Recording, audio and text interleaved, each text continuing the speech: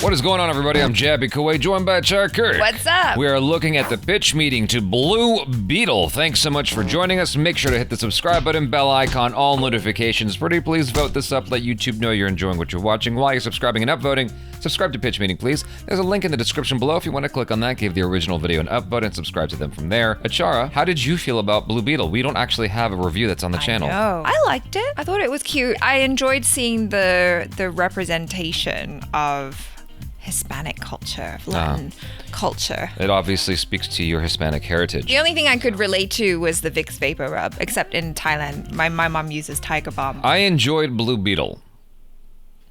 We're gonna watch this. Here we go. So, you have a new movie for me? Yes, sir, I do. See, I was thinking what DC really needs is a movie about a young guy who gets chosen by a super powerful being to have superpowers, and there's a big focus on family. Yeah. Shazam. Yeah, we just did that twice. Well, Yeah. This would be a different family, and they're Mexican. Oh, okay, that's probably different enough that it won't be affected by this whole superhero fatigue everybody's talking about. Yeah, and I'm pretty sure that superhero fatigue is a myth. You're telling me people could get tired of seeing energy beams? Well, like, what if there's... I don't know, what if there's more to movie making than wisecracking characters shooting energy beams? Oh my god. You What? sound crazy. That did sound crazy. I don't know what the heck I was talking about just there. So anyway, the main character, Jaime, is coming back from college and he needs a job fast. Why doesn't he just ask his father for $1 million? Well, see, that's the thing. His parents don't have any money either. I don't get it. Well, sir, some people need to work for stuff. Oh, okay, this is like a fictional thing. No, actually, this is real life. They're living in poverty. I've never heard that word, and let me tell you, I don't like it. Right, you might want to leave your rich person bubble from time to time. You mean like to Ibiza? Never mind. So this guy gets a job cleaning this rich lady, Victoria Cord's house. But this lady is the bad guy of the movie. She's super evil. Oh, she is, huh? What's her deal? Oh, let me tell you something about how evil this lady is. She's so evil...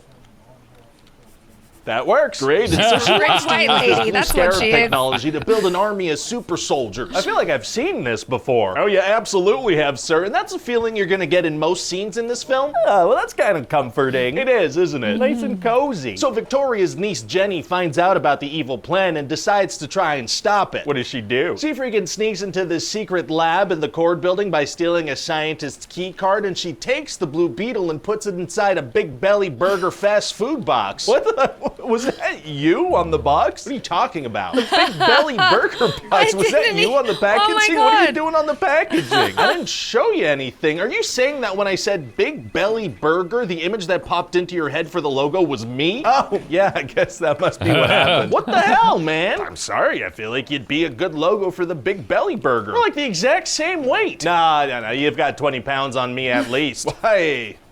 That's pretty hurtful. Anyway, so what else happens? Well, okay, so then scientist guy goes back into his lab and he's like, oh no, the Blue Beetle is gone. Let's lock down the building. How'd he get back inside the lab if she had his key card? Hey, shut up. And so Jenny gives this fast food box to Jaime, who was in the building because she said she could get him a job. So the scarab's gonna turn him into Blue Beetle? It is. It's gonna go in his butt. Oh, super butt bugs are tight. And choose him as a host and make him into a superhero. So why did this thing choose him as a host? Because. Great. So what can he do now? Oh my god, they never actually came up in the movie. I thought it was just like he had the kind of the pure soul, kind of like Aladdin. I think that's You know? what was inferred. Yeah. It's just that he has a good heart, because Susan Sarandon wasn't able to figure it out and get it to connect with anyone else. The girl's dad, who was the Blue Beetle, it didn't choose him for reasons. So yeah, I guess they just wanted us to think that it was because he had a pure heroic And heart. he was very appreciative of it.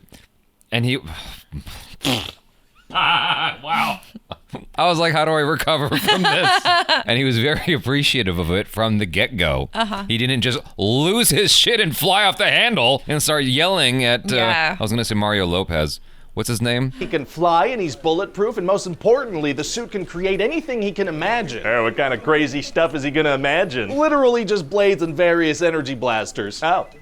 Yeah, okay. So I mean, the anyway, blade now to was try to cool. get this Blue Beetle thing out of him, they need this smartwatch that's inside the Cord building, so they gotta break in. Well, that's gonna be hard to do. I mean, they must be on super high alert. Actually, it's gonna be super easy. Barely an inconvenience. Oh, really? Yeah, it turns out his Uncle Rudy had already built the exact kind of machine they need to break past security, so they just use that. Well, fantastic. But then Victoria's henchman Carapax gets into a fight with Blue Beetle, and he's got a freaking super suit as well. Uh-oh. And the Blue Beetle super suit wants to kill this guy, but Jaime's like, no, we're not killers. Oh, very good. Noble moral code or whatever. Yeah, but then later the bad guys attack the whole family and his father's gonna die. So that's why he can't give his son $1 million. What? Now I'm getting it. No, you're not. This is just a very sad moment. And then Jaime's gonna get kidnapped because Victoria wants to steal the Blue Beetle technology. Oh no. And so the rest of the family's gonna have to band together to go rescue him. How are they gonna do that? Well, turns out Jenny's father used to be Blue Beetle, so they used some of his old tech to murder a bunch of henchmen. Oh my god. Yeah, it's a freaking slaughter, sir. They shoot people and impale them and stomp them. What about that moral code thing? Oh, that doesn't apply to them. They seem to have a wonderful time taking lives. Well, good for them, I guess. Good to have a good time. And so Carapax is gonna end up also getting Blue Beetle powers, so then there's gonna be a big final fight. Uh-oh. Yeah, so we're gonna do this really neat thing where the good guy's fighting the bad guy, and the bad guy has similar powers, but he's a different color, and so there's like a CGI fight that happens. Oh, I feel so freaking cozy right now. Me too, sir. And so then Carapax is gonna realize that Victoria's not a nice lady, so he's gonna drag her into some fire to be burned alive. Oh my god. And so then everybody's happy, and Jenny becomes the head of the cord company, and now they're only gonna do nice stuff. Wow.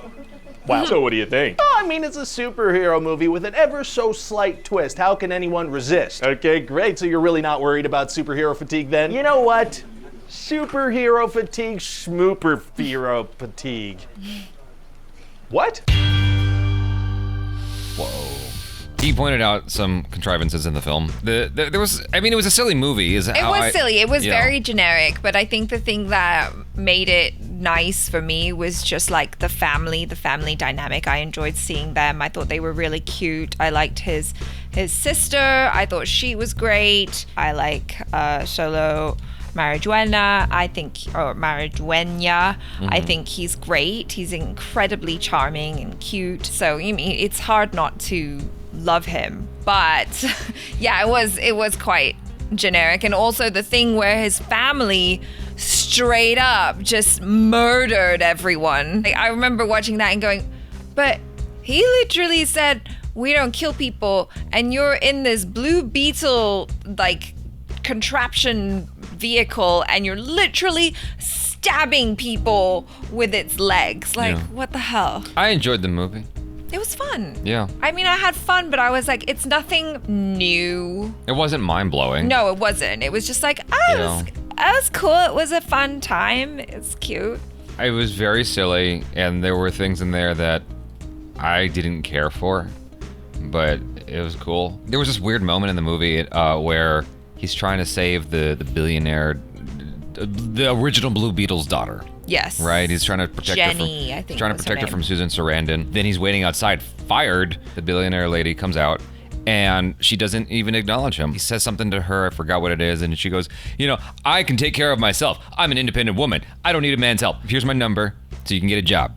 I'm like, all that was really stupid. In addition to that, she didn't ask him if he needed a ride. I know, that annoyed me because, he stood up for her or whatever, and she did nothing. And if I was her, I would have been like, where are you guys going? Because they got fired. Yeah. Let me take you home. And so he's given her number. He goes to the thing to get a job. He just sneaks past security, I guess, and does some parkour action when he sees her and just chases her down like a stalker, which I was like, okay, well, that might as well happen. It would have been a lot easier had he been given someone else's number at that location to get a job, who would have had the time to talk to him, and that could have been a funny exchange there about what he's capable of doing. He's overqualified or underqualified for anything at that job. He exits, tail between his legs, only to find Jenny there, and then he kind of hunts her down, knowing how the fuck that went. Like, that didn't go very well at all. He needs her help.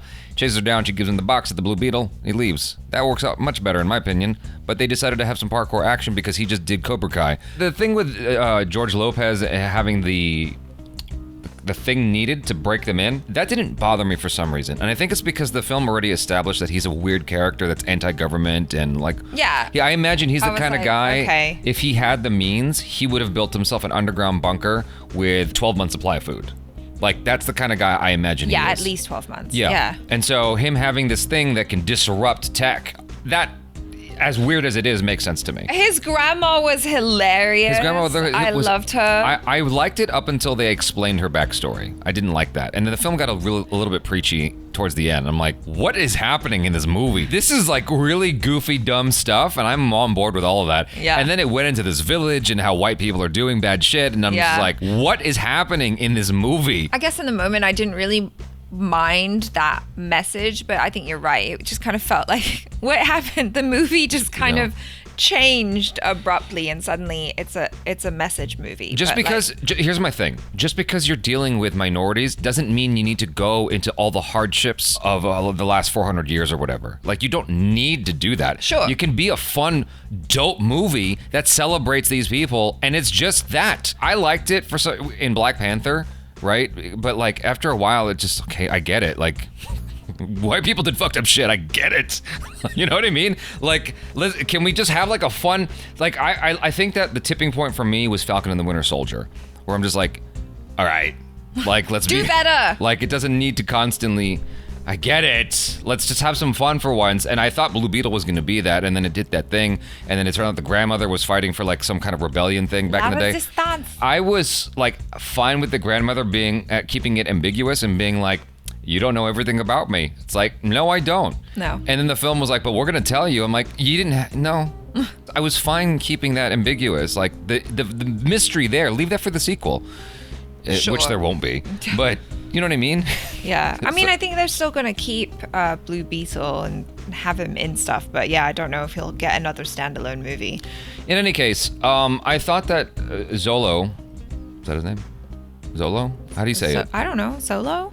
The main actor. I said Solo. Solo. Okay, Solo. You said Solo. I don't want to say it wrong. I don't know if I'm saying it right or wrong. I'm just committing Everybody's to saying wrong. it wrong. Everybody's right. Yeah. It's 5 o'clock somewhere in the world. So I thought he did a good job. It's just that sometimes I think he overcompensates with certain moments, like towards the end of the movie.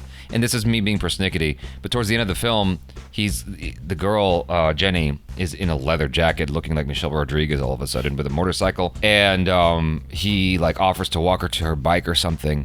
And he does this big like smile thing. And I'm like, my guy, like, he's so cute though. You gotta like bring it down a notch. And like, there's just little things like that with him in his performance in general. And I just wish he would kind of like rein it in sometimes. In general, he's good, and he's very charismatic. Very. He's certainly more memorable than the chick that's opposite of him. At the end of the movie, I just didn't feel anything towards her. Yeah, you know? apart from she's very pretty. She's obviously gorgeous. Like, she's a head turner, right? Yeah. You walking down the street, you're gonna fuck up your neck. The thing is, in the film, I'm just like, I feel nothing with her. The fact that the family was sent back to their broken house to have this community moment was kind of dumb. It's like, bitch, you got a big ass mansion with 18 rooms in it. You can't. At least she agreed to fix it all at the end. But I'm like, I'm just saying, it's just it just seems a little bit odd. She's like, it's so lonely here sometimes. It's like, well, there's a family that's willing to move in. You know what I'm saying? And that would have been kind of like a weird pseudo Batman kind of thing, who's a fascist apparently. But you know, because they're at the headquarters of the Blue Beetle stuff. I'm like, wouldn't that make sense? Overall, though, the tone was fun, and I thought that it was a little bit refreshing. It was fun. Refreshing is the wrong word. I just, like, there were multiple instances I smiled. There were multiple instances I laughed. I thought the family was cool. I thought that them tossing the box around with the Blue Beetle thing was kind of stupid and childish. I'm like, I don't understand why they're doing this. Some of the behavior, I was like, what's going on? But yeah, I think that Xolo, that guy, can carry a movie. And I look forward to seeing him grow in his career. I just hope he stops making those goddamn faces sometimes. But anyway, you guys, thanks so much for hanging out. Hopefully you enjoyed our pitch meeting reaction / review of the film. I'm Chabby Koi. This is Achara Cook. Peace out.